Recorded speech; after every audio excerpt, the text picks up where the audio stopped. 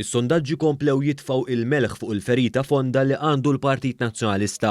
Dan hekk kif is-sondaġġ tal-Malta Today li ħareġ il-ħadd filgħodu kompla jinstiga l-ġlied intern bejn iż-żewġ fazzjonijiet li għoddhom kisru l-istrutturi tal-Partit tal-Pjetà.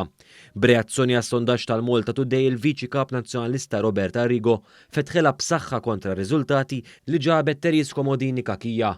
Fi stqarrija ta' mhux inqas minn 200 kelma fuq il-profil tiegħu fuq Facebook, Arrigo żeblaħ mhux ftit lil Komodini Kakija għal fiduċja li rnexxilha tikseb, fiduċja li tikkontradixxi d-dikjarazzjoni tagħha ftit tal-jimilu hekk kif qalet li rnexxielha ġib laqda fil-Partit Nazzjonalista. Arrigo jgħid she fell on the first hurdle. This Malta Today survey contradicts her statement that she felt that the party is now united.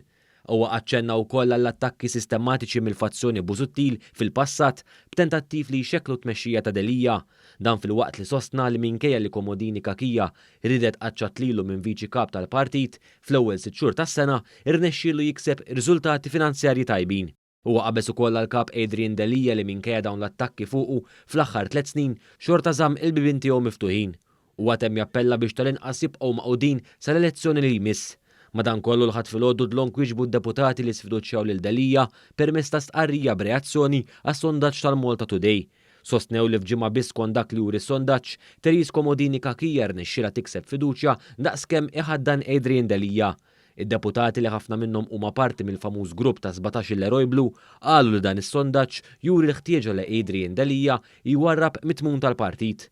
Qalu li fin-nuqqas ta' dan il-Partit Nazzjonalista ser ikun ikkundannat għal riżultat elettorali diżastruż.